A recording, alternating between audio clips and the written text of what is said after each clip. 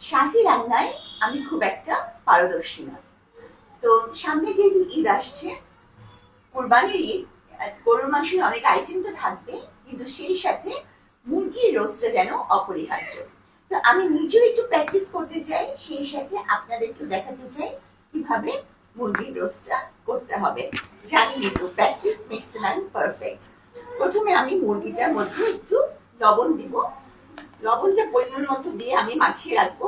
তবে একটা জিনিস মনে রাখতে হবে, লবণ দিয়ে মাখিয়ে 10 মিনিটের বেশি রাখা যাবে না।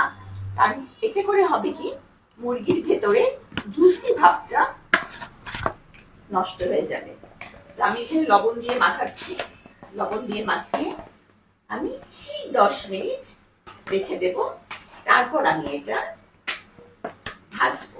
আমি বেশি মুরগি নিইনি, একটা মুরগি নিয়েছি। কারণ এটা হচ্ছে একটা প্র্যাকটিস, জাস্ট ঈদের আগে মানে আমি যাতে ঈদের রান্নাটা, ঈদের রোস্টটা আমার সুন্দর হয়। আমরা এখন, আমাদের 10 মিনিট হয়ে গেছে, আমরা এখন মুরগিগুলো ভেজে নিব। কড়াইয়ের মধ্যে আমরা তেল দিচ্ছি। তাহলে তেলটা পরিমাণটা কি ঠিক আছে? হ্যাঁ, একসাথে কি 4টা দিব? না, দুইটা দুটো করে দিই। ভয় লাগে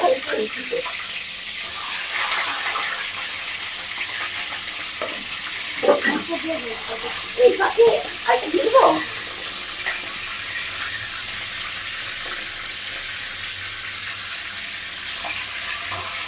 মুরগিটা বেশি বেশি ভাজা যাবে না, বেশি ভাজলে মুরগি শক্ত হয়ে যাবে, হালকা বাদামি হলেই হয়ে যাবে। এবং হচ্ছে মুরগিটা কেউ যদি চান তাহলে ফুড কালার ব্যবহার করতে পারে। এই ফাঁকে আমি টক দইটা রেখে নিচ্ছি। অনেকেই টক দই তেলের মধ্যে এমনিও দিয়ে দেয়, তখন এই টক দইটা একটু ছাড়া ছাড়া হয়ে যায়, তখন দেখতে খুব বিশ্রী দেখা যায়।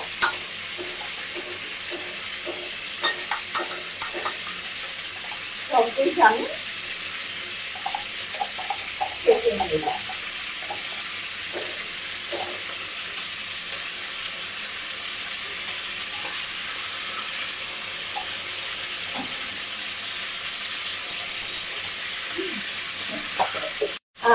দইটা ফেটে নিচ্ছি এবং এই দইয়ের সাথে আমরা দিব সস। আমি বেস্ট চিলি সসটা ব্যবহার করি অলরেডি।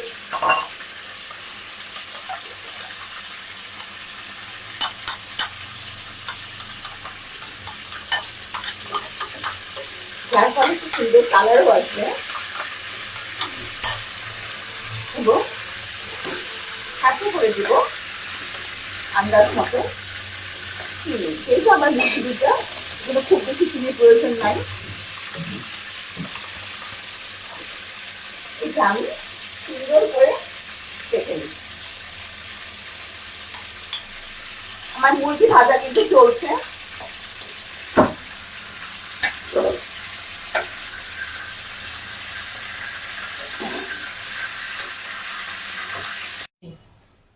আমাদের বেরেস্তাটা হয়ে গেছে, দেখেন কি সুন্দর কালার এসেছে। এখন আমরা এটা উঠায় ফেলবো। বেরেস্তাটা উঠায় আমরা এখানে রাখছি।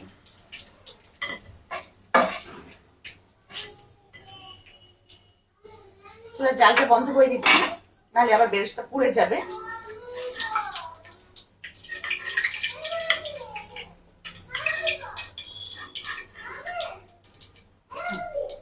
এই যে যেহেতু আমাদের মুরগি মাত্র পরিমাণ কম, সেই জন্য আমাদের একটু বেরেস্তাতে আমাদের হয়ে যাবে। এবার আমরা এই তেলের মধ্যে পেঁয়াজ দিয়ে দিব।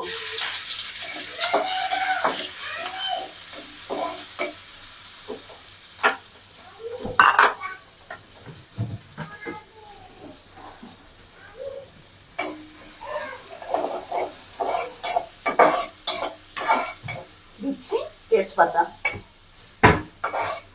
আর এখানে দারচিনিটা আছে না খালা? হ্যাঁ, এখানে না। দারচিনি আমরা এই গন্ধ হওয়ার সময় এখনই একটু দেবো, পরে আবার আমরা এটা হামাদিস্তা এই করেও দেব। এবার আমরা মশলাগুলো দিয়ে দিচ্ছি। আদা পেস্ট, ঠিক আছে,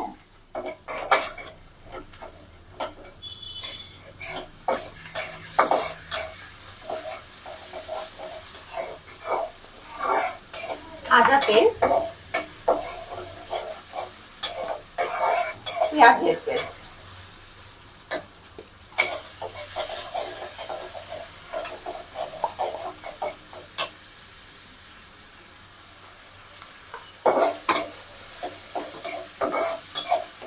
রসুন অল্প পরিমাণ 1 চা চামচ। রোজ কিন্তু ঝাল হয় না, কিন্তু তারপরেও রোজকে আমি 1 চামচ মরিচ দেবো, না হলে আমরা যেহেতু ঝাল খেতে পছন্দ করি, এগুলো একদম ঝাল না হলে এটাতে মজা পাবে না। এবার আমরা যে প্রিপারেশনটা করে রেখেছিলাম টক দইয়ের, সেটা আমরা ঢেলে নিচ্ছি।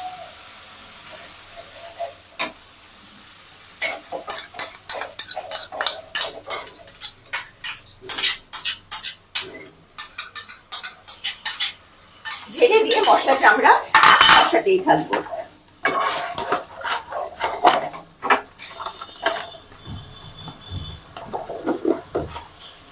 এবার হামান দিকটায় আমরা নিব একদম খুব অল্প পরিমাণ জয়ফল, অল্প একটু জয়ত্রী, কারণ বেশি বন্ধ হয়ে গেলে এটা আর খাওয়া যাবে না। এবং 4টা এলাচ, অল্প পরিমাণ দারচিনি।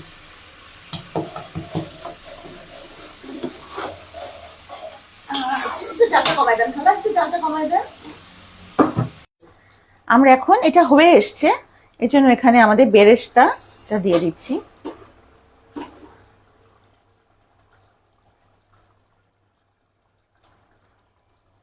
বেরেস্তা দিয়ে দিব, সেই সাথে দিয়ে দেব খালা ফ্রিজে যে কেওড়াটা আছে নিয়ে আসেন তো। খুব অল্প পরিমাণে কেওড়া, যে যারা কেওড়ার গন্ধ সহ্য করতে পারেন না তারা কেওড়াটা দিবেন না, খুব অল্প পরিমাণ। এখন এটা মাখা মাখা হয়ে গেলে আমরা এটা খাবারের জন্য রেডি।